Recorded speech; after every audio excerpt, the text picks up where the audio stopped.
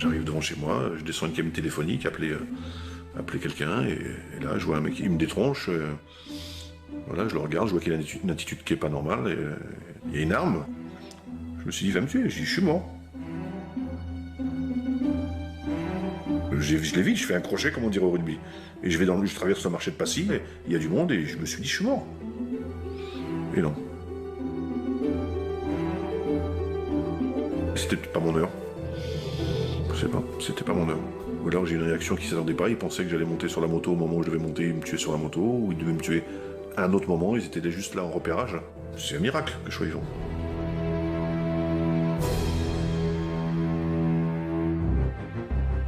Karim Maloum, ex-braqueur de l'équipe mythique de la Dream Team, l'un des gangs les plus connus du grand banditisme dans les années 90. À l'époque, on lui prête les braquages les plus spectaculaires. Ses cibles, le plus souvent, des fourgons de transport ou des dépôts de fonds. Et sur chaque coup, entre 2 et 45 millions de francs sont volés. On lui attribue même des affaires dans l'Europe entière. En août 99, plusieurs hommes cagoulés immobilisent ainsi à Malaga en Espagne un fourgon blindé et s'emparent de 540 millions de pesetas, soit 20 millions de francs. Là encore, la police espagnole accuse la Dream Team française. Fortement soupçonnée pendant plusieurs années, l'équipe n'est pourtant jamais arrêtée. À chaque procès, les policiers venaient et défilaient en nous disant « cette affaire est attribuée à la Dream Team » alors que finalement, soit on était acquitté, soit on avait un non-lieu. De 1985 à l'an 2000, la Dream Team enchaîne les attaques réussies. 15 ans de parcours. Et leur plus gros coup, c'est sans doute le braquage d'un fourgon blindé de la Brinks à Gentilly en 2000, filmé en direct, mais pour lequel, cette fois, Karim Maloum et 3 autres membres du gang tombent. Karim Maloum est alors condamné à 13 ans de prison. Relâché en 2010 en liberté conditionnelle, il doit pourtant à nouveau vivre en cavale, traqué cette fois par des ennemis du milieu, pour, semble-t-il, une sombre histoire de règlement de compte. On me demande quelles sont tes occupations aujourd'hui, j'essaye de ne pas me faire tuer, j'essaye de survivre. Après avoir échappé à 2 tentatives d'assassinat, Karim, encore en liberté conditionnelle en 2012, accepte de témoigner et de raconter son histoire. Mais pour le rencontrer, il aura fallu faire preuve d'une grande discrétion afin d'éviter de le mettre plus en danger encore. Il nous donne rendez-vous dans le sud et nous reçoit dans une de ses planques. J'accepte aujourd'hui de parler, au cas où certains voudraient me faire taire à jamais. J'ai un devoir de transmission, il y a un devoir de mémoire vis-à-vis de ma famille, de mes enfants. Karim Maloum de la Dream Team, ça veut rien dire du tout. Ça fait vendre des journaux, ça fait faire des émissions. La réalité, elle est tout autre. On nous a appelé la Dream Team, moi je dirais c'est une équipe de rêve pour une vie de cauchemar. Voilà ce que c'est. Et sans s'en douter, le cauchemar commence pour lui il y a un peu plus de 20 ans. Il intègre alors la Dream Team de manière plutôt fortuite, en devenant d'abord garde du corps. Un jour, un ami, dans les années 90, me dit « Est-ce que Karim, ça t'intéresserait pas d'être garde du corps ?» Je dis « Mais moi, j'ai jamais été garde du corps de ma vie, je sais pas ce que c'est. » Il me dit « Mais non, vas-y. » Donc j'y vais, comme ça, là, comme on dit, comme on dirait, au flanc. J'ai travaillé pour un marchand d'art, et puis après je travaillé pour un homme qui était à Abidjan. Donc voilà, j'ai fait ça pendant 5 ans. Je m'occupais des enfants, j'étais leur homme de confiance. Je vivais comme un milliardaire sans être milliardaire, quoi. Dans ce milieu de la protection rapprochée, on rencontre toujours un peu des gens un peu des marginaux, quoi, on va dire des aventuriers ou des gens qui font le chose. Toujours un gars me propose de monter au braco avec lui. Je lui dis, mais moi j'ai jamais braqué de ma vie, hein, pourquoi tu me demandes à moi? Et le gars me dit, non, mais j'ai entendu parler de toi, que t'es quelqu'un de correct, tout ça. Et ça a démarré comme ça. Moi j'ai toujours voulu affronter mes peurs. Donc je me suis dit, est-ce que je suis capable de faire ça? Est-ce que c'est pas la façon de vaincre une de mes peurs? Karim n'avait jusqu'ici jamais joué les gros bras. Jeune, rien ne le prédestinait d'ailleurs à être un voyou terrorisant la société. J'étais un enfant timide, introverti, qui rougissait. C'était un peureux petit, un peureux. C'était pas le dur à cuire, le caïd. Non, pas du tout. Mais alors pas du tout. Hein, non. C'était moi qui le protégeais même. Karim grandit ainsi à Paris aux côtés de sa grande sœur Isabelle, de son frère et de ses parents. Ces derniers tiennent une affaire qui tourne dans la restauration. Gâtés, chéris, les enfants ne manquent de rien. Seulement voilà, adolescent, Karim va vivre un événement déterminant dans la suite de son parcours. À l'âge de 14 ans, j'ai eu de graves problèmes de santé sur Paris. Je faisais pneumonie, congestion pulmonaire, malade coup sur coup, j'arrêtais pas. J'avais ce médecin qui s'appelait Dr Wolf à l'époque, et qui dit à mon père, ça me reste en mémoire toujours, ça partira jamais. Il dit à mon père, si vous voulez votre réussite sociale, restez sur Paris, vous avez votre hôtel, votre restaurant, votre maison à la campagne, votre appartement dans le 15e. Maintenant, si vous voulez la santé de votre fils, il faut partir. Il faut partir dans le sud, pour ses poumons, pour ses bronches. Et en l'espace de 15 jours, mon père a tout vendu. On s'est retrouvés dans une 204 avec la remorque, les chiens, la famille, à partir dans le sud alors qu'on connaissait personne. Direction Perpignan, où Karim arrive finalement à s'épanouir et à recouvrer la santé. On est arrivé dans une région du rugby, Perpignan, donc on ne pouvait pas faire autrement que je jouer au rugby. Et pour moi, le rugby, je pense, ça a apporté beaucoup de choses. Ça a changé ma vie. Le rugby a changé ma vie. Ma façon de voir les choses et de me comporter vis-à-vis des gens. Il devient même rugbyman professionnel au sein de l'USAP, le célèbre club perpignanais, l'un des plus titrés du top 14 en France. Une nouvelle vie réussie pour lui, ce qui n'est à l'époque pas le cas de sa famille. Quand on est arrivé à Perpignan, mon père n'a pas voulu reprendre de restaurant ni de bar, il a voulu s'occuper de l'éducation de ses enfants. Donc leur situation financière a périclité. Ils ne me l'ont jamais reproché, mais en tant qu'enfant, on a toujours ce souvenir, à 14 ans, que vos parents abandonnent leur réussite sociale pour la santé de leur enfant. Donc quelque part, vous vous sentez coupable. Quand vous voyez vos parents dans une mauvaise posture financière, vous dites c'est un peu ma faute. Jusqu'à l'âge adulte, Karim porte ce fardeau secrètement. Alors le jour où on lui propose de participer à un braquage, il accepte, pour ses parents. Je me suis dit, je ne peux pas les laisser comme ça. Hein, donc j'accepte. Je me suis dit, ça va aller plus vite. Moi, j'ai basculé essentiellement pour ça. Voilà. J'ai pensé que c'était un raccourci. J'ai pensé prendre un raccourci. Bon, j'ai pris un vrai labyrinthe. Et quand on est braqueur en herbe, on fait forcément des erreurs de débutant. Le premier braquage, quand il faut mettre une cagoule, écoute, je la mets à l'envers. Il n'y a que moi qui me suis rendu compte, hein, mais bon, c'était, voilà, c'est un peu, c'est burlesque, quoi, mais bon, c'était ça. Je trouvais pas mon calibre. J'avais une arme, elle était dans deux blousons, je l'ai même pas sortie. J'ai poussé une gueulante, un cri, pour que tout le monde se mette à plat ventre. Et je me suis dit, c'est que ça. L'affaire s'est faite en 5 secondes. J'ai pas sorti d'arme, je voyais rien. J'ai dit, putain, on est parti avec de l'argent. J'étais vraiment un novice. Un novice qui apprend vite et rejoint donc le gang le plus redoutable en matière de braquage, qu'on surnomme très vite la Dream Team. Une référence à la fameuse équipe de basket américaine, forte de ses exploits lors des JO de Barcelone en 92, et considérée comme la plus grande de tous les temps. Karim Maloum et ses collègues seraient ainsi les Michael Jordan et Magic Johnson du braquage.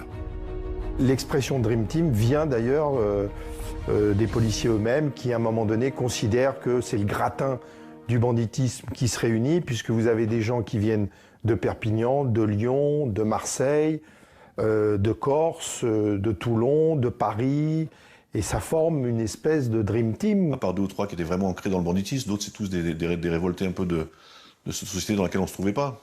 Donc c'est un peu ça, c'est sans doute que les policiers ont du mal à nous mettre la main dessus, c'est sans doute par rapport à ça, parce qu'on rentrait dans aucun critère. Donc voilà, je crois qu'il y en a un, le premier braquage qu'il avait fait, c'était pour payer ses ouvriers, il n'arrivait pas à payer ses ouvriers, il a fait son premier braquage pour payer ses ouvriers. L'autre c'était pour assurer l'entreprise de son père, moi c'était par rapport à la situation financière de mes parents. Donc on s'est retrouvés un peu dans... On avait des valeurs communes. Voilà. Un des premiers braquages sensationnels qu'on leur attribue, c'est celui d'un avion d'Air Inter sur le tarmac de l'aéroport de Perpignan le 13 août 1996. Un Airbus A320 d'Air Inter Europe a été braqué par un groupe d'au moins 4 hommes sur l'aéroport de Perpignan vers 18h30. Ils ont filé butin en poche. Les précisions de Benoît Thévenet. 18h20, 3 fourgonnettes forcent un portail d'accès aux pistes de l'aéroport de Perpignan. Les 3 véhicules s'immobilisent devant l'avion qui effectuait une manœuvre en bout de piste. Plusieurs hommes armés déploient alors une banderole sur laquelle est écrit « Coupez le moteur et ouvrez la soute ». Mais l'enquête ne parvient jamais à prouver la responsabilité de la Dream Team. Karim, lui, a toujours nié leur implication. Pourquoi ça serait nous? C'est parce qu'on habite Perpignan, on est de Perpignan.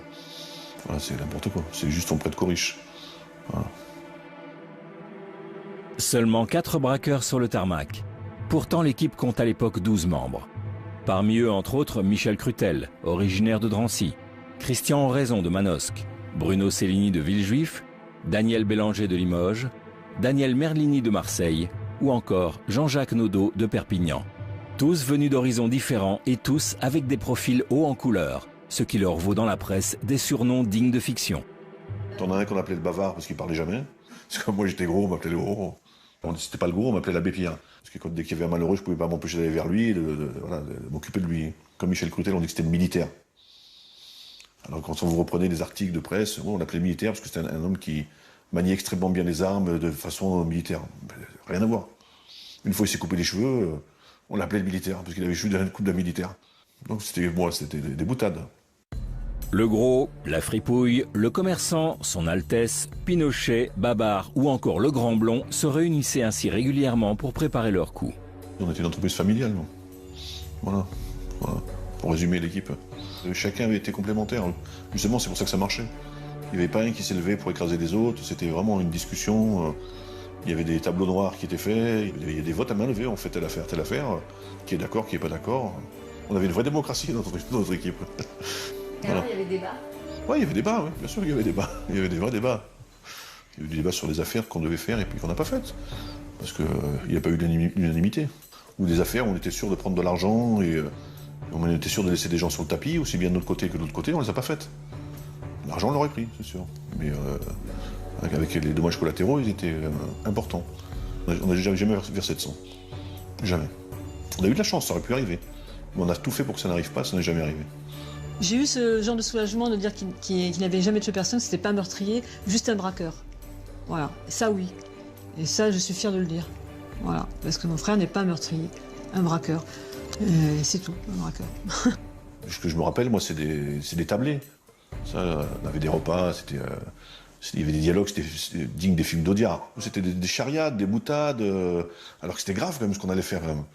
Mais il n'y avait jamais de stress, ou alors quand il y avait un qui était en stress, il y avait toujours un mec qui était là pour envoyer le bouchon, envoyer le mot pour le détendre. C'était des courses, on allait faire nos courses sur le marché, il y avait un qui était cuisinier, qui faisait manger pour tout le monde.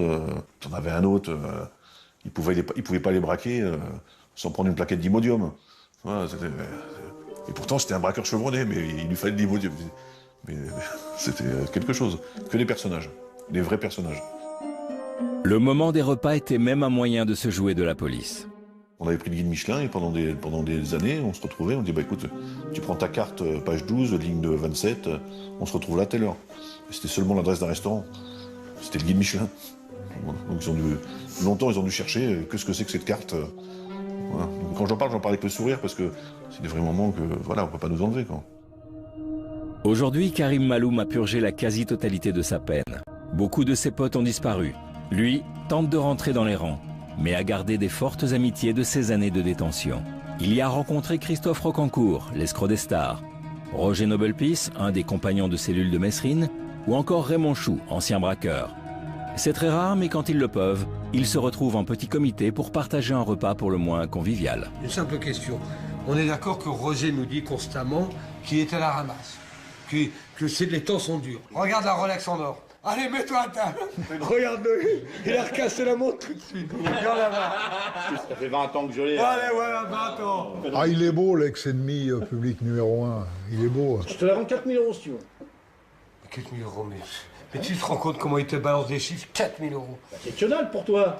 Moi? Avec tout ce que t'as dans les coffres. 35 millions de dollars qui étaient emplâtrés. On ne peut pas croire ce que les médias disent. J'ai bien entendu ça à la télé. 35 millions de dollars. Mais les écoute pas, c'est tous des Entendu, menteurs. je sais sur quelle chaîne, je sais plus quoi. Là. Un jour, D'ailleurs, j'allume la télé, je je vois ça terrible. chez toi, j'allais aller chez toi. L'escroc numéro 2 ou numéro 1, je sais plus. Pourquoi numéro 2? Comment tu fais Tu numéro pas gentil, toi. Ah ben, tu avais mis numéro 2. Non, ah bah là t'es malhonnête. Je sais pas qu'ils avaient mis. Non, rectifie-toi. Ce que j'ai Les retenu, archives c'est parlent. 35 Numéro 1. 35 millions. Moi j'ai dit au gouvernement, je te nommerai ministre du budget. Quel extraordinaire. Les caisses seraient vides. Nous, on en est arrivé à faire des t-shirts. Regarde l'escroquerie. Qu'on n'a pas une thune, on est obligé de se mettre dans l'honnêteté. Regardez le nom du t-shirt de Christophe, c'est pas beau ça? Dreamrock. Dreamrock. Non, mais- Ça c'est une idée qu'on a eue tous les deux, Voilà. la Dream Team et Rocancourt. On est dans la reconversion. On est dans le textile aujourd'hui, c'est pas beau. C'est vrai qu'aujourd'hui, de toute façon, l'avenir, il n'est pas dans la voyoucratie. On a compris qu'il n'y a plus de voyous. Vivre sans cet espoir, si tu veux, d'être délinquant, c'est vraiment la dictature totale. Tu sais que tu vas pas échapper Non, mais ni, toi, Roger. ni au chômage, ni à l'usine, ni à la précarité. Tu vas rester chez toi. Tu vois, le manque d'argent va t'enfermer chez toi. Quand on Toi- fait pas l'apologie du bandit, Non, mais ce soir. oui. Ce soir, on fait l'apologie de l'amitié. On va trinquer. Qui? Pote. Oui. C'est vrai. T'as trinqué avec moi là Alors, hein? Moi, la vraie histoire de la Dream Team, c'est des repas comme ça. C'est des repas entre amis. Là, je me régale, on est entre amis. Mais j'aurais aimé que mes amis soient là, ce soir. Quand des fois, j'imagine le tour d'une table avec tous mes amis. On était 12. Hein? J'en vois plus de 3 à table, tu vois, sur des gens qui étaient avec nous. C'est pas une réussite. Et il y en a aucun qui est mort dans son lit. Hein. Il y en a aucun qui est mort dans son lit. Et pourtant, on n'était pas des crapules. Les fins tragiques des membres de la Dream Team sont en effet nombreuses. Michel Crutel est exécuté de 8 balles dans le corps au printemps 99, lors d'une attaque avortée d'un entrepôt du sud de l'Espagne. Il y visait une cargaison de 300 kg de hashish. Christian Oraison est assassiné en août 2008 à Manosque suite à un règlement de compte lié vraisemblablement à un trafic de machines à sous. Daniel Merlini est abattu à son tour le 17 mars 2010 près de Marseille, supposé mêlé lui aussi au milieu corse des machines à sous. Il n'y a pas de braqueur heureux, ça n'existe pas. On avait un ami qui disait que si vous croyez qu'un jour vous pensez que vous allez mourir sur une île déserte, il nous disait toujours ça. Il dit, vous allez mourir sur le tas. Il avait raison. Et lui, il est mort sur le tas. Non, moi, je me suis coupé un doigt que j'ai envoyé à Badinter. Un jour, il y a donc Dédé Conquet et quelques autres. Ils disent on en a marre de Badinter, on va tous se couper un doigt pour qu'il démissionne. Alors au départ, on était 50, et par une prompte désertion, on était 7. Guillon n'arrivait pas à se couper. Et Guillon, alors j'ai attrapé Guillon. Ah, je suis bien tenu, toi. J'ai mis la main comme ça, le couteau comme ça, et Stelno est arrivé, paf, le doigt. Oh, et qui l'a coupé ton doigt, toi? Ouais, c'est rien. pareil, c'est Dédé qui me l'a coupé. Ah ouais? Et moi, j'ai coupé celui de Dédé. Parce que Dédé, c'était mon pote. Il a été condamné avec moi dans l'affaire de la gare du Nord. Mec, la faute n'a pas de chance, toi. Il fait une affaire avec nous, il se fait arrêter. La première affaire qu'il fait avec nous, il se fait arrêter. Karim repenti. Pourtant, à l'époque, il croit que tout lui est permis et qu'il ne peut rien lui arriver. Jusqu'au 14 octobre 98, où l'équipe prépare un braquage gare du Nord qui tourne mal. Nous, on nous donne le tuyau, comme quoi il y a des gens qui vont arriver de Belgique, avec des pièces d'or dans les valises, et puis de l'argent, dont on décide de faire cette affaire, on est plusieurs sur cette affaire. Donc ils sont tout simplement, on n'avait même pas eu besoin d'armes sur cette affaire, parce que c'était ni plus ni moins un arrachage. Voilà, comme on dit, un arrachage, les gens sont arrivés avec les valises, on leur a pris les valises, on les a bloquées, on est parti. Le rôle de Karim, c'est simplement de casser une vitre, et comme il est baraqué, ancien deuxième ligne, et de sortir le type, et de lui prendre la mallette et de partir. Donc après, il se fêtait qu'on avait la police sur place ce jour-là. Ils étaient là aussi comme par hasard. Ils avaient eu une boule de cristal ce jour-là, ils étaient là. Ils nous attendaient. Donc après, on a une course-poursuite avec eux dans les rues de Paris, quoi. Et puis après, je crois qu'on se fait redresser par rapport à une écoute téléphonique, quelqu'un qui allume son téléphone. Ils ont encerclé la résidence. Il y avait le raid qui se mettait en place. Je sais pas si vous avez vu le film Léon, ouais, qui a des boucliers devant une porte avec des... c'est passé pareil. On a été encerclés dans l'appartement dans lequel on était, ça a eu des négociations pendant des heures. Il y avait Dédé Conquet dans l'appartement, et André Conquet, Daniel Merlini et moi. On est resté quelques heures quand même avant de se rendre, quoi. Donc il y a beaucoup de choses qui se passent dans la tête, quoi. Donc est-ce qu'on se rend, est-ce qu'on se rend pas? Il y en avait un qui voulait se suicider, je dis ça va pas, je vais pas me suicider. Il y a personne qui voulait sortir en premier. On a tiré la courte paille pour celui qui allait sortir en premier, parce que c'est sur celui qu'ils allaient sauter. J'ai perdu. Je suis sorti en premier, donc voilà, ils nous ont sauté dessus, mais bon, ça va, on avait pas d'armes. C'est un plaquage, hein. Au rugby, les plaquages, vous en prenez 15 par match, hein. Vous faites piétiner avec des crampons, alors c'est pas des gens avec leurs chaussures en plastique qui vont faire de l'effet, quoi. Je me fais arrêter comme pour un vol à main armée en flagrant délit. Je me dis, bon, je suis parti pour 5-6 ans. Voilà. Donc les policiers sont très contents parce qu'ils arrêtent à l'époque des membres de la Dream Team sur cette affaire. Et il s'avère que l'instruction dure pendant 7-8 mois, et au bout de 7-8 mois, il y a une nullité qui apparaît, et je m'en souviens très bien, puisque c'est moi qui l'ai trouvé. Donc j'ai discuté avec le juge, et il a vu qu'effectivement, il ne pouvait pas garder certaines personnes, dont Karim Maloul. Donc on sort sur un vice de procédure. Mais je le soupçonne de l'avoir fait exprès. Je pense toujours que l'erreur elle a été faite sciemment, parce qu'ils ne nous avaient pas tous arrêtés. Ils préfèrent avoir la totalité de l'équipe, pensant qu'on allait se regrouper, qu'on allait faire une affaire ensemble et qu'ils auraient tout le monde. Et les heures de gloire de la Dream Team se termineront 2 ans plus tard, le lendemain de Noël à Gentilly, au cours d'un hold-up spectaculaire d'un fourgon de la Brinks. 42 millions de francs sont alors dérobés. Il y a une info, il y a un fourgon qui passe là, il y a de l'argent. On ne sait pas la somme exacte, hein, personne ne sait exactement combien il y a dedans. Hein. Après, vous travaillez dessus. Un fourgon blindé, c'est une préparation particulière. Tout le monde a un rôle bien déterminé. Tu as celui qui va poser la charge, il y a celui qui va bloquer les roues, il y a celui qui va sécuriser le périmètre, il y a celui qui va neutraliser les convoyeurs pour pas qu'ils pensent à un moment sortir leurs armes et qu'il y ait une fusillade qui ne sert à rien. Voilà, il y a celui qui va bloquer le camion avec sa voiture, il y a le camion qui va arrêter devant. Donc chacun a son rôle. Il faut être vraiment synchro, quoi.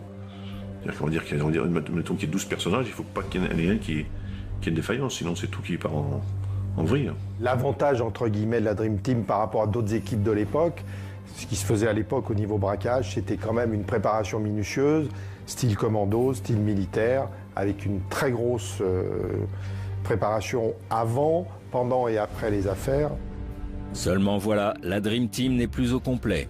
Plusieurs de ses membres sont morts, il faut donc faire appel à des invités, comme ils disent dans le jargon. Et pour la première fois, le gang opère avec une autre équipe. C'est un mélange des genres. C'est pas bon le mélange des genres. On est passé au travers, on va dire, pendant des années. Parce qu'on est resté entre nous, on a vécu en autarcie. On s'est mélangé avec personne. Je dis pas que c'est de leur faute, tout ça. Moi, je le pense.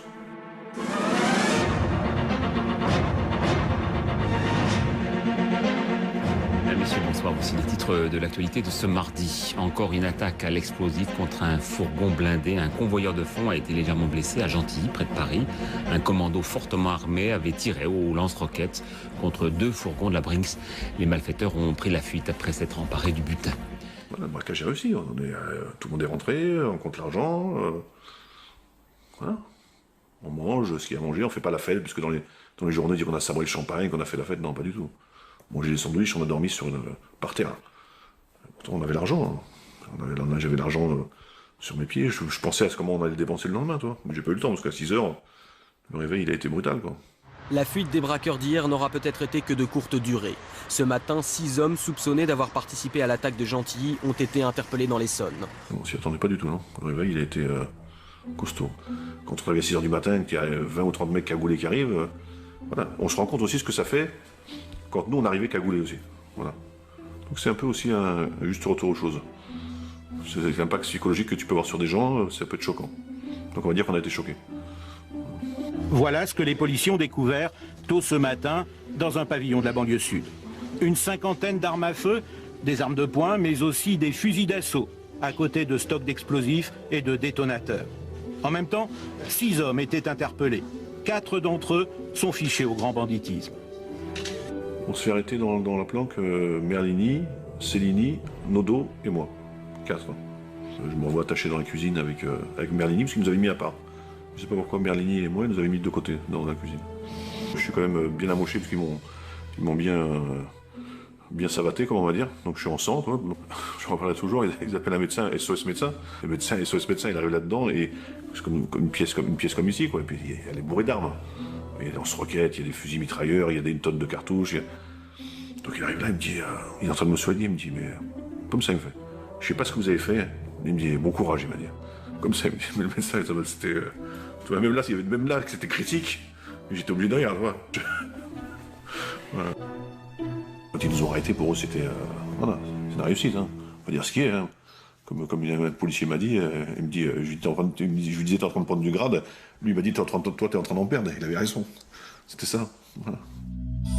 Outre les armes, sur place, la police retrouve donc une bonne partie du butin.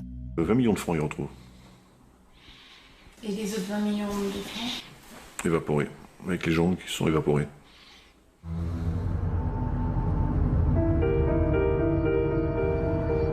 Le commando qui a attaqué hier un fourgon blindé de la Brinks aux portes de Paris est sous les verrous. Les gangsters ont été repérés grâce à un témoignage. L'affaire de Gentilly, c'est un grand mystère. Caméra, photographe, témoin miracle qui poursuit les braqueurs avec sa voiture. Selon nos informations, les policiers ont bénéficié d'un renseignement très précis. Lorsqu'ils prennent la fuite, les braqueurs posent un gyrophare de police sur une de leurs voitures, comme en témoignent ces images amateurs. Mais sur l'autoroute, une des voitures du gang fait une queue de poisson à un automobiliste qui du coup aurait suivi le véhicule des braqueurs jusqu'à la planque, ce pavillon de banlieue. Là, Il aurait vu les malfaiteurs débarquer leur butin. Prévenus, les policiers n'ont pas manqué le coup de filet. La version officielle, c'est un homme qui avait le café à côté de l'hôtel. Il faisait le baptême de son fils. Il a entendu des coups de feu, il a entendu du bruit. Il a pris son appareil et il a filmé la scène. Mais on lui a demandé de fournir des cassettes du baptême de son fils, puisqu'il avait commencé. Il n'en a jamais eu. Il y avait un photographe aussi qui était là aussi, qui a vendu ses photos à Paris Match, qui était là aussi. Il fêtait son pot de départ et il a eu un appareil photo. Et il a pris des photos. On n'a jamais retrouvé mon avenir quand témoin, il est parti vivre dans les îles, je crois. Impossible, inconnu au bataillon, un photographe. Et après, il y a eu le fameux pilote Fangio qui aurait poursuivi les gens jusqu'à la maison parce qu'il a vu des voitures passer à 200 à l'heure avec des hommes en cagoule et des brassards police. Qu'est-ce qu'il fait? Il les poursuit pour les arrêter. Parce qu'il faut arrêter la police quand même, on ne sait jamais. De là à ce que ce ne soit pas des vrais policiers, tout ça. C'est tout et n'importe quoi. Ouais. Je pense personnellement, après avoir vécu toutes les années Dream Team et toutes leurs affaires judiciaires, qu'il y a eu des affaires données, il y a eu des indicateurs, mais qui venaient jamais du noyau dur. Il a fallu vraiment qu'on se fasse infiltrer par quelqu'un. L'histoire du type qui a suivi les bagnoles de police avec une voiture jaune, tunée, et qui les a vus rentrer dans un pavillon, ça a fait rigoler tout le monde. Ce jour-là, la sœur de Karim est loin de se douter dans quel pétrin est son frère. Elle et sa famille l'imaginent en mission de protection rapprochée à l'étranger. Son avocat m'appelle, elle me dit que mon frère s'est fait arrêter, donc je ne sais pas pourquoi. Et là, j'apprends ce qu'il a fait. Ils sont tombés des nues, quoi. Ça m'a choqué de voir les images de ce braquage, parce que c'est mon petit frère, dans ma tête c'est mon petit frère. J'imagine même pas qu'il puisse faire une chose pareille, quoi. Jamais j'aurais imaginé mon frère avec une cagoule et braqué, quoi. Et là, je dis oh là là, papa et maman, qu'est-ce qu'ils vont penser? Ils nous ont élevés, bon voilà, dans la droiture, dans le respect. Ça a été, moi j'étais effondrée, quoi. Je savais plus quoi penser, je savais plus quoi faire, quoi. J'essayais de cacher mes parents, et puis bon, après bon, les journaux, on habite dans une petite ville, donc première page, voilà. Ma mère effondrée, qui bon, malheureusement fait une TS parce que elle n'a pas supporté, quoi, voilà. Je me rappelle du regard de mon père, c'était dur, et il me disait c'est pas possible, mon père c'est pas quelqu'un qui parlait beaucoup, pas très expansif, mais là on voyait qu'il avait pris 10 ans. Difficile de digérer la nouvelle pour la famille. Non seulement Karim est arrêté, mais les charges requises contre lui sont nombreuses. On est poursuivi pour vol à main armée et association de malfaiteurs. Il y avait tentative d'assassinat, mais la juge d'instruction on les retire. Elle dit si je les mets à un, je dois les mettre à tout le monde. Il y avait certains, on ne savait pas qui avait tiré, pas tiré. Mais il n'a jamais été démontré, jamais, qu'il avait tiré ou qu'il avait usé des armes qui ont servi. D'ailleurs, le lendemain, il y a eu une expertise de poudre, de résidus de tir sur ses mains et sur ses vêtements qui ont été retrouvés, puisqu'il n'avait pas pu s'en débarrasser, et il n'y avait pas de traces. Il me semble que les coups de feu, ils ont tiré vers le sol. Il n'y a pas eu de coups de feu qui ont été faits pour tuer. Pourtant, quand la peine tombe, elle est très lourde. Karim Maloum est condamné à 13 ans de prison, dont 10 ans ferme. Voilà, c'est tout qui bascule. On sait que la vie change. C'est une porte qui se ferme. Quand la porte se ferme, on sait qu'il y en a pour des années. C'est 10 ans. C'est 10 Noël, 10 jours de l'an, 10 anniversaires, 10 printemps, 10 étés, 10 hivers, 10 automnes. C'est quelque chose quand même, 10 ans. C'est vos enfants que vous ne voyez pas grandir. Moi, j'ai laissé ma fille, elle avait 4 ans. Quand je suis sorti, elle en avait 14. Mon fils, il en avait 14. Quand je suis sorti, il en avait 24. Donc voilà, tu ne vois pas grandir tes enfants. Alors après, on les voit grandir au parloir. On les voit grandir au parloir. Donc c'est bien sûr qu'on s'en veut. Je me rappelle bien du premier parloir. Le premier échange, ça a été dur parce que je ne savais pas quoi lui dire. Je regardais comme si je regardais un étranger, en fait. J'étais là, qu'est-ce qui s'est passé? Mais comment t'as pu faire ça? Même j'ai peut-être pas eu les bons mots, quoi, à ce moment-là, parce que j'arrivais pas à lui parler. Ils ont été incarcérés en 2000, ils ont été jugés en 2006, ce qui est quand même très long. Hein. J'ai fait condamner la France à la Cour européenne compte tenu du délai déraisonnable dans lequel ces gens-là ont été jugés. Et au tribunal, le jugement s'avère délicat, car l'affaire présente des zones d'ombre. D'abord, je me souviens qu'on a eu du mal à faire venir le témoin, puisque en fait, pendant toute l'instruction, on avait demandé à ce qu'il soit cité, qu'il soit présent, et on ne l'avait jamais vu. Et puis, on a réussi à le faire venir, et là, ça a été un grand moment du théâtre judiciaire, puisqu'on a eu en face de nous un réfugié politique croate, qui n'avait pas de situation régulière en France, qui n'avait pas de permis, et qui racontait un peu tout et n'importe quoi. Et je pense que les jurés de la cour d'assises ont été sensibles au fait qu'ils se sont aperçus qu'on leur mentait, que c'était pas ce qu'on leur avait dit. Ce que les policiers leur avaient raconté, l'histoire de la course-poursuite, l'histoire du hasard, ils sentaient que c'était pipeau.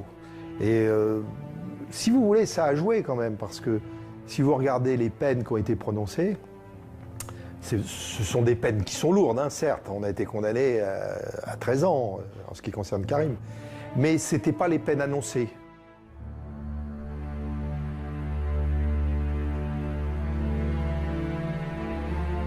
L'histoire de Karim Maloum et de la Dream Team n'est pas banale.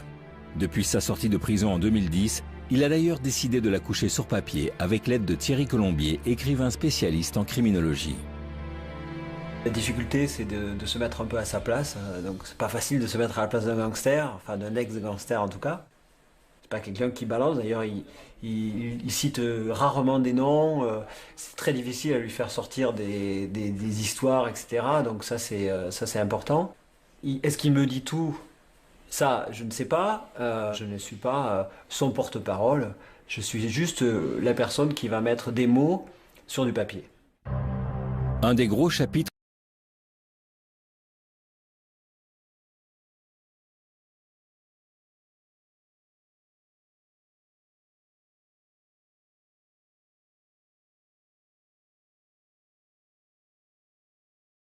Bien sûr qu'on pense que c'est possible.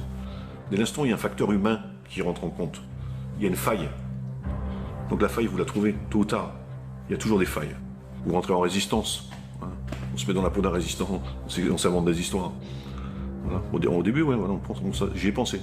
À l'époque, il y avait des gens qui s'étaient proposés de venir me chercher. Donc il y avait un terrain de foot qui était accessible par une usine à papier à l'époque. Les voitures pouvaient se mettre derrière avec une échelle. On pouvait passer derrière les grillages de sécurité assez bien. On avait commencé à couper les fils. Il y a quelqu'un qui me faisait la courte échelle pour passer. Tout était minuté, chronométré. C'était pas simple, mais c'était réussi, quoi. À mon avis, c'était faisable. Ça aurait pris 5 minutes, 6 minutes. 5-6 minutes. Ouais. Et pendant 5-6 minutes, les surveillants, ils n'ont pas le temps de mettre en place... Si, le seul danger, c'est les surveillants qui sont au Mirador. Ouais. Donc là, il y avait une autre échelle qui était posée près des Miradors, avec quelqu'un qui jetait plusieurs fumigènes devant le Mirador, qui masquait ce qui se passait. Donc ils n'y voyaient rien, ils étaient dans le brouillard, et comme ça, toi tu prenais l'échelle, tu montais, tu passais de l'autre côté, et là, vous échappiez. Voilà. Mais dans la prison de Nanterre, le bruit court qu'une évasion se prépare. Une rumeur qui arrive aux oreilles du directeur, qui en fait aussitôt part à Karim.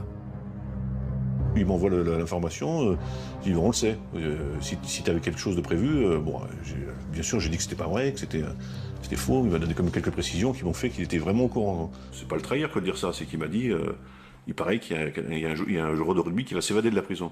J'étais le seul joueur de rugby de la prison. Mais moi je lui dis non, je ne m'évaderai pas. Je vais donner ma parole. Mais à mon avis, si je m'évadais, on nous attendait dehors. Voilà. Des gens... je pense que les policiers devaient nous attendre. Donc je considère qu'il m'a sauvé la vie. Donc c'est toi qui as décidé de ne pas le faire? Oui, j'ai décidé de ne pas le faire. J'ai décidé de pas le faire parce que les gens devaient se surfouler. Il aurait fallu être complètement stupide. J'ai fait une promesse à ce directeur de prison et j'ai fait une promesse à ma fille. Parce qu'à l'époque où l'évasion doit se préparer, elle vient au parloir et je dis à mon ex-femme, écoute, c'est pas la peine de venir la semaine prochaine, je serai plus là. Moi. Je lui fais comprendre. Et la petite, je me rappelle, elle a 5 ans, elle me dit, mais papa, si tu t'en vas, je vais plus te voir. Et elle se met à pleurer, elle a 5 ans. Voilà. Et là, je me suis pas senti. Je dis, je peux pas lui faire ça. Karim Maloum n'a alors pas d'autre choix que de s'adapter à son nouveau quotidien derrière les barreaux. Il décide d'être un détenu actif et offre même de partager ses expériences de jeunesse. J'étais à la centrale de Saint-Martin-de-Ré Et on a monté une équipe de rugby. J'ai tombé avec un gars de Béziers, et tous les deux, lui aussi, connaissaient le rugby. On a monté une vraie équipe de rugby. Licencié à la Fédération Française de Rugby, on participait à un championnat. C'était formidable de faire quelque chose en détention. On avait 30 bonhommes qu'on entraînait 2 fois par semaine, plus les matchs. Puis des profils différents, avec des fois des affaires un peu sordides, mais bon, sur le terrain, c'était... voilà, ils étaient libres. Pendant 80 minutes, ils étaient libres. Ça, c'était une vraie réussite. Moi, je me rappelle à Nanterre, des jeunes que les surveillants n'arrivaient pas à maîtriser. Ils me disaient, Karim, il me dit, écoute-moi, c'est la première fois qu'on ne prend pas de cachet, on ne prend pas de shit pour dormir. Je suis un des mecs à avoir fait rentrer une promenade en chantant. Et je faisais chanter les chansons du rugby. Et les mecs, ils appelaient le directeur, ils me disaient, ouais, il y a un mouvement collectif en détention. Tout le monde faisait la chenille et rentrait dans sa cellule en chantant la chenille. Tu sais, la chenille qui redémarre. Mais écoute-moi, jamais ils l'ont vu de leur vie, ça. Tu sais ce qu'il écrivait Shakespeare? Spire. Ce sont des idiots qui gouvernent les aveugles. C'est-à-dire? La politique. Déjà, selon Shakespeare. Ah, Shakespeare? William Shakespeare. Ah ouais, mais avec ton accent, dans le Spire. Moi, je dis que c'est Spire. Hein. Je connais Spirou, tout ça. On peut parler de Shakespeare. On a droit à la culture. Ah, bien sûr. En prison, au mitard, on a appris à lire. Nos livres préférés, c'était quoi? C'était des livres de porno. Ouais. Moi, c'était Tarzan, Riceboro. Bon, moi, c'était pas Tarzan, c'était Private. Des trucs d'aventure. Moi, je me suis fait tatouer tout le dos aux États-Unis en regardant des livres sexuels, à tendance sexuelle. Moi, c'est Antonio Gramsci, c'est Malatesta. Moi, voilà, je lisais surtout tout ce qui était littérature subversive. Mais moi, tu vois, j'ai jamais réussi à lire en prison. J'arrivais pas. J'ai l'impression de, je sais pas, de pas vivre l'instant. Je faisais que ça, moi. Non, mais quand je disais, c'est l'impression que je sortais de la situation dans laquelle j'étais. J'y suis, je veux savoir ce que je vis. Tu vois. Karim apprend peu à peu à être respecté par l'administration pénitentiaire. Et il est même récompensé pour bonne conduite. J'avais réussi à me faire transférer à la maison d'arrêt de Perpignan à l'époque, pour être proche de ma famille. Quand il vivait en détention, j'avais rencontré, il y avait des Anglais qui tombaient pour les trafics de cigarettes ou de stupéfiants, des routiers. Ils me disaient, moi, Yo, Karim? Je dis, ouais, c'est moi. Et ils avaient un bouquin en Angleterre, il y avait marqué The Last Attack de la Dream Team, la dernière attaque de la Dream Team. Donc il y avait toutes nos têtes avec les cartes de l'Europe, c'était tout et n'importe quoi. Et donc il disait mais que c'était pas fini, que bientôt un hélicoptère viendrait nous chercher. Donc à chaque fois qu'il y avait un hélicoptère qui passait de la prison, for you, ils disaient c'est for you, tous les Anglais. Donc imagine-toi l'administration pénitentiaire. Donc au bout de 2 mois, on m'a inventé une suspicion d'évasion. Ils m'ont baluchonné à 5h du mat, sans affaires, Paris direct. Ça a été monté de toutes pièces, c'était bidon, et ça a permis de le rapatrier dans la région parisienne. Karim Maloum est surveillé de près. D'autant qu'un nouveau suspect apparaît dans l'enquête. Antonio Ferrara, grande figure du banditisme. Proche du milieu corse, soupçonné de nombreux braquages et d'une tentative de meurtre en 1996, il est surtout connu pour sa spectaculaire évasion de la prison de Fresnes dans le Val-de-Marne le 12 mars 2003, ce qui lui vaut le surnom de Roi de la Belle. Ses empreintes et son ADN auraient donc été retrouvés sur le lieu d'arrestation de Karim. Antonio Ferrara comparaît aujourd'hui devant la cour d'assises de Paris pour l'attaque d'un fourgon de la Brinks, un palais de justice placé sous très haute sécurité.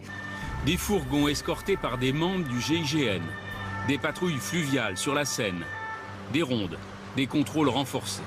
Antonio Ferrara, l'homme qui comparaît dans le box, est précédé d'une sérieuse réputation, un roi de la belle. Il était considéré à tort ou à raison comme l'ennemi public numéro 1, et dès qu'il rentrait dans une affaire, tous ceux qu'il touchait de près ou de loin étaient considérés comme des gens dangereux. Jusqu'à l'arrestation de Ferrara, sa détention se passe bien. À partir du moment où Ferrara s'est fait arrêter, ça a été un enfer pour tous les autres. À partir de 2003, il y a une pression terrible. Et Karim va faire partie des gens qui vont subir la pression. J'étais classé DPS, qu'on appelle détenu particulièrement signalé. Donc après, on vous déplace. Tous les 3 mois, on est obligé de vous changer de prison. Au total, Karim Maloum va subir 19 transferts. La Santé, Bois d'Arcy. Fresnes, Fleury, voilà, fait tout le tour, quoi. C'est fait pour vous faire craquer, en fait. Écroué d'une prison à l'autre, il va même passer 3 ans en quartier d'isolement. Une expérience traumatisante. L'isolement, c'est-à-dire vous êtes seul. Vous êtes seul dans la prison, vous êtes sur les toits, vous êtes isolé de la détention. Quand vous faites un mouvement, la prison est bloquée, parce que les gens n'ont pas le droit de vous voir. Donc dès qu'ils vous voient, ils vous regardent un peu, et ils pensent que tous les gens qui sont à l'isolement sont des gens qui sont là pour des crimes sexuels et qu'on protège. Donc vous vous faites insulter. Ces 3 ans, vous voyez personne, vous parlez avec personne, à part avec les surveillants. Moi je me rappelle d'une situation, des visages, vous en voyez plus. Je parlais à ma glace, je mettais ma glace devant la table, je mangeais, le seul visage que je voyais c'était le mien. Je me regardais. Je me souriais. Je me rappelle d'avoir vu un parloir, il avait les yeux complètement hagards, il me regardait. Là, j'ai eu peur, Il y a eu un moment où j'ai perdu la notion de l'espace sensoriel. J'arrivais plus à trouver la porte de la fenêtre. Je me suis dit, je deviens fou.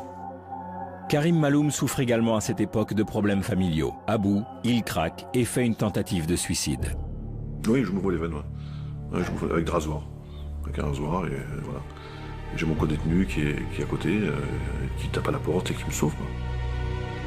Karim rencontre alors Mousse, un formateur et ancien détenu qui anime des groupes de parole en prison. Une main tendue qui va l'aider à s'en sortir. Il parle beaucoup de ses enfants, il parle beaucoup de sa mère, il parle beaucoup de son père qui est malade. Et il ne parle que de ça. J'ai donné la main à mon père la première fois au parloir. J'avais jamais donné la main à mon père. J'avais 40 ans. Je lui ai donné la main. Il s'est mis à pleurer. Je voyais qu'il allait partir, quoi.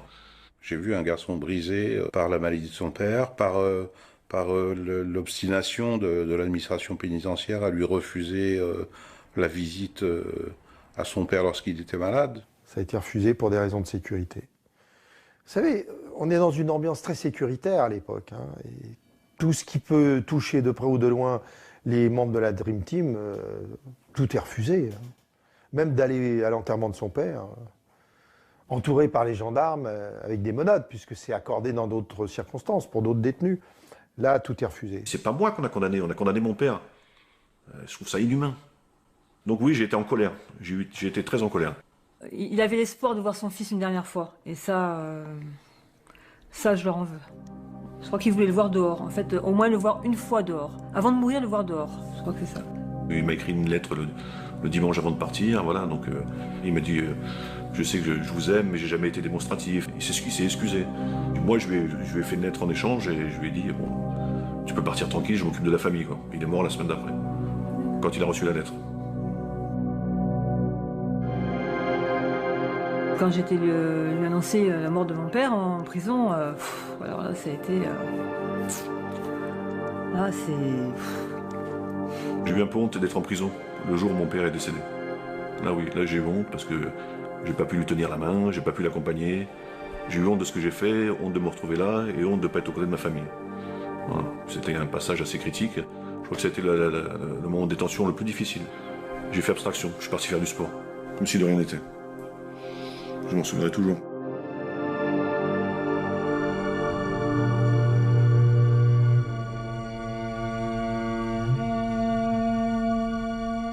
Karim libre, là, c'est le soulagement complet. Renaissance, quoi. J'étais heureuse. On va en parler, j'ai encore des frissons, quoi.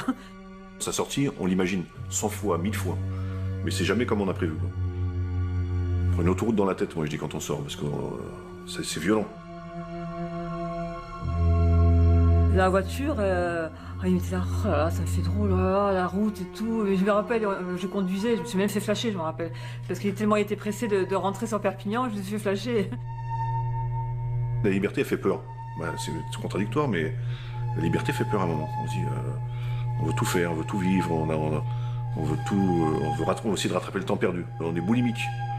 Boulimique de vie, boulimique de vivre les choses, tellement on en a été frustré. Moi j'aime bien le soir maintenant, après manger, aller marcher, parce que c'est ce qu'on pouvait pas faire en détention. Détention, c'était la vie s'arrêtait à 18h. 18h, la porte elle est fermée jusqu'au lendemain. Ben, je pense souvent aux autres qui sont en détention. Quand on sort de prison, il y a un sentiment d'abandonner les gens qui sont là-bas. Moi j'ai eu ce sentiment. On laisse des amis, on laisse une vie, on culpabilise de laisser ces gens-là, parce qu'on sait ce qu'ils vont endurer encore. Karim Maloum se réadapte peu à peu à la vie normale et rencontre même l'amour. Séparé de sa première femme pendant les années de détention, il refait sa vie, un conte moderne, celui de l'avocate et de l'ex-braqueur. J'ai connu ma compagne par l'intermédiaire de mon avocat, Denis Giraud, c'était sa collaboratrice qui était avocate. Donc je l'ai connue en 98. Elle était là lors de ma première tentative de suicide. Des années plus tard, un jour je reçois une lettre d'elle, elle me dit je voudrais bien m'occuper de ta liberté conditionnelle, de monter le dossier. Donc je lui dis pourquoi pas. Et puis là il se crée une idylle. Une petite fille est arrivée, une merveille. Voilà, donc voilà, après c'est tout bonus. En fait, ça prouve que le droit mène à tout. Hein. On peut même épouser un ancien braqueur. Une histoire d'amour qui s'accompagne d'une vraie reconversion professionnelle. Il devient président de la Fédération française de kickboxing. Et la prison lui inspire même une vocation. Je me suis rendu compte qu'en détention, il y avait des gens qui ont fait des 10, qui font des 10, des 15, des 20 ans de prison et qui pensent qu'ils sont inutiles quand ils sortent. Et moi, je pense que ces gens-là, ils ont un vrai rôle. Avec l'aide de sa femme et d'autres collaborateurs rencontrés lors de sa détention, il met donc sur pied un projet qui lui tient à cœur. On a monté une association qui s'appelle Alternatives et Avenir. Le but était d'accueillir des détenus longue peine, en fin de peine, les accueillir, les former, parce qu'ils deviennent des éducateurs, bien sûr encadrés, et de les mélanger à des primo-délinquants et des jeunes, à la place d'aller en prison, qui viennent au contact de ces gens-là. Je pense qu'il y a un vrai boulot à faire, il y a un partenariat mutuel, il y a un parrainage mutuel entre les jeunes et les anciens à faire. C'est-à-dire que même les jeunes peuvent apprendre aux anciens ce qui se passe maintenant dans la vie. Quand tu as 15 ou 20 ans de prison, tu ne sais plus ce qui se passe. Les téléphones, les iPhones, les Blackberry, ça, tu ne sais plus tout ça. Donc je pense qu'il peut y avoir vraiment un partage des deux générations. Je parle pour mon cas, au bout de 3 ans, des fois, il y a le baby blues de la femme enceinte, il y a le blues du businessman, mais il y a le blues du mec qui sort de prison. Au bout d'un moment, on se dit, qu'est-ce qu'on fait là? La récidive, qu'est-ce que c'est? C'est des gens qui ne se retrouvent plus à leur place en liberté, parce qu'ils n'ont pas été préparés à la liberté. Voilà. On n'est pas préparé à la prison, mais on n'est pas préparé non plus à la liberté quand on a fait des années de prison. Et les gens veulent qu'une seule chose, c'est y retourner. Et des fois, c'est malheureux à dire. Moi, je parle souvent et je me dis, c'est peut-être complètement stupide ce que je vais dire. Mais tiens, j'irais bien passer une semaine en prison pour être tranquille, pour pas avoir de soucis. Soutenu par sa famille, Karim parvient ainsi à s'adapter au mieux à sa nouvelle vie d'homme libre. Il est même sollicité par le cinéma pour participer à l'écriture d'un scénario de long métrage inspiré de l'histoire de la Dream Team. Mais en mars 2011, en pleine ascension professionnelle, Karim Maloum est victime de 2 tentatives d'assassinat. J'arrive devant chez moi, je descends une cabine téléphonique, appeler quelqu'un, et là je vois un mec qui me détronche. Voilà, je le regarde, je vois qu'il a une attitude qui n'est pas normale, et il y a une arme. Je me suis dit, il va me tuer, je suis mort. Et non. Et ça m'arrive une deuxième fois en bas de chez ma belle-mère. Je vais voir ma compagne, qui va voir sa mère, jusqu'à la rendez-vous avec elle à 10h. Même elle ne savait pas que je venais. Donc j'ai dû être trahi par quelqu'un. Le matin, quand je retrouve ma compagne, il y a quelqu'un au passage piéton qui ne traverse pas. Et ça m'intrigue. Et quand il se retourne, voilà, sa tête n'est pas inconnue. Il n'est pas là pour m'offrir des fleurs. Les raisons de l'agression sont obscures. Karim ne sait pas vraiment pourquoi on veut l'éliminer. Moi, j'ai des griefs avec personne, je suis en guerre avec personne, donc je vois pas pourquoi vous voulez essayer de me tuer. On a tué Daniel Merlini. Pourquoi? Je sais pas, on le saura un jour. Un an après, on essaye de me tuer. Est-ce que c'est un rapport? Voilà, j'essaie de comprendre. Pendant 3 ans, il m'arrive rien. D'un seul coup, je vais à l'enterrement de Daniel Merlini. Je porte le cercueil. Soi-disant, je ne dois pas porter le cercueil, parce que quand on porte le cercueil, ça veut dire qu'on réclame vengeance. Est-ce qu'on essaie de m'éliminer? Croyons que j'allais venger Daniel Merlini, peut-être? Est-ce que les gens se sont sentis en danger? Je sais pas. Voilà. C'est mon ami. Je porte son cercueil. Voilà. Qui veut la peau de Karim? Qui sont ses ennemis? L'ex-braqueur a quand même sa petite idée. Je suppose les connaître. Je ne dirai pas qui c'est. Pourquoi faire? C'est un code que j'enfreinerai pas, je le ferai pas. J'essaierai de survivre, j'essaierai de ne pas me faire tuer. Après, où commence la légitime défense? Faut se poser la question. Les saloperies, on n'en a pas faites. On nous en a fait, nous, des saloperies. Des gens sont mal tenus avec nous, sont mal comportés. Mais pas nous. Donc maintenant, c'est des gens qui sont mal comportés qui essayent de nous éliminer. Karim se rend à l'évidence. Il ne peut plus vivre en toute sérénité sans se méfier. Sa vie doit donc changer.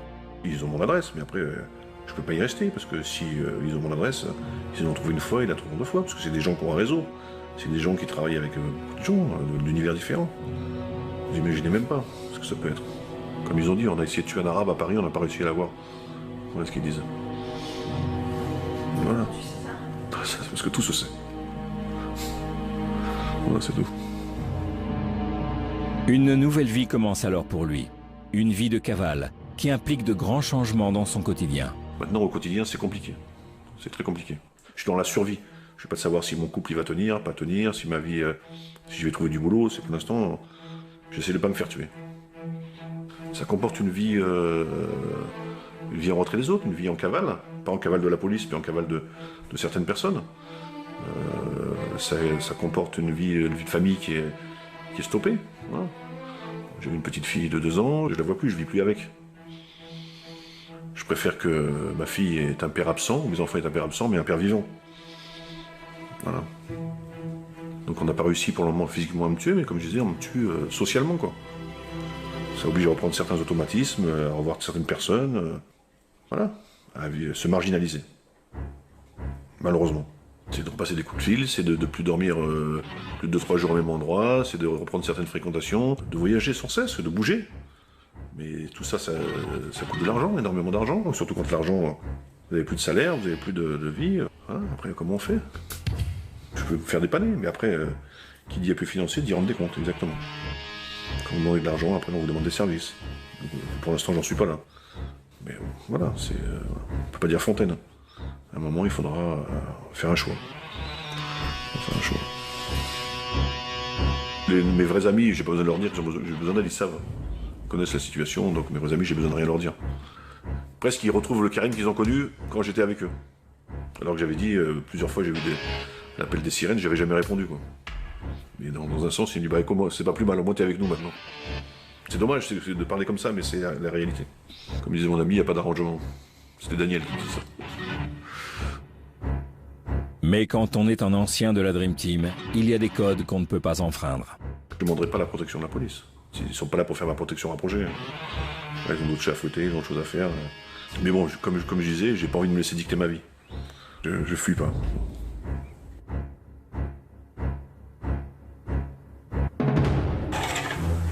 Pour rester en forme et vigilant, et ainsi optimiser sa défense, Karim se réfugie alors dans le sport. Ça permet d'avoir du discernement, de ne pas faire n'importe quoi, de ne pas être parano, et de garder un corps sain dans un esprit sain, on va dire. Voilà. Quand je viens sur Perpignan, je reste une journée, 2 journées maximum. Et je préviens personne, j'arrive en coup de vent. Dans ma famille, ils m'appellent le fantôme. Ma grande fille, je dis j'arrive, je viens le chercher, elle me dit quel jour? Je lui dis dans 5 minutes. Voilà. Donc mes enfants ont l'habitude. La peur, c'est ça, c'est qu'il y a quelque chose, parce que maintenant qu'il est là, on ne veut pas le perdre. Voilà. Une fin tragique pour Karim. Une crainte que tous ses proches partagent, mais ne veulent pas envisager. Qui suis, j'y pense pas, parce que je reste positif dans ma façon de voir les choses. Et j'ai vu suffisamment de choses tragiques dans ma vie d'avocat pour ne pas y penser. Et sinon, à ce moment-là, on arrête tout de suite. Hein. Vous savez, je vais dire un truc, je ne vais pas prêcher par ma paroisse. Je vais dire, appuyer sur une gâchette, c'est très facile. Moi qui ne suis pas un voyou, j'ai bien tiré aux États-Unis sur quelqu'un et je lui ai bien mis 3 balles. Ça ne donne pas des effets de gloire. Tirer sur quelqu'un, c'est pas une forme de courage ou quelque chose d'extraordinaire de tuer quelqu'un. C'est extrêmement facile de tuer quelqu'un. Ce qui serait difficile, ce serait de ne pas le tuer. Ça demanderait de la dimension. Karim, c'est mon pote. Moi, je cautionne à 200% sa parole. Ça veut dire que s'il me dit c'est comme ça, je sais que c'est comme ça.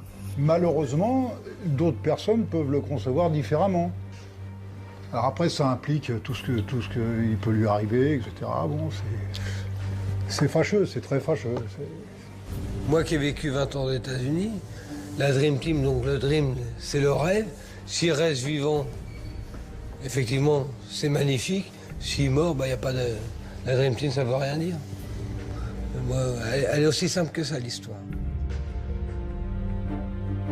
À près de 50 ans, Karim Maloum, ancien malfaiteur, père de 3 enfants, dresse un bilan de son parcours. J'avais tout. J'avais tout pour pouvoir dire on peut tourner la page. Mais non. On est rattrapé par son passé, c'est pour ça qu'il faut juste surtout pas, s'il y a quelque chose à dire, surtout pas mettre le doigt là-dedans. Pour les jeunes qui pensent que c'est une vie de rêve, s'ils peuvent éviter, c'est mieux. Si mon témoignage il peut servir au moins à ce qu'il y en ait un qui n'y aille pas, c'est déjà gagné.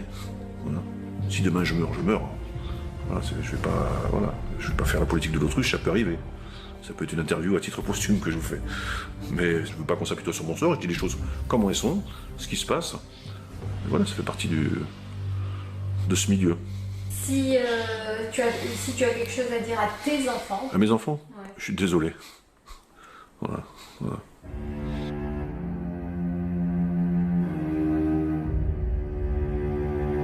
Karim aurait dû être à ce jour complètement libre. Mais le 2 juillet 2012, il est arrêté dans un appartement du 4e arrondissement parisien, mis en examen et incarcéré à la prison de la Santé après avoir été accusé par un homme de séquestration et de tentative d'extorsion de fonds. Coupable, piégé. À ce jour, l'instruction est en cours.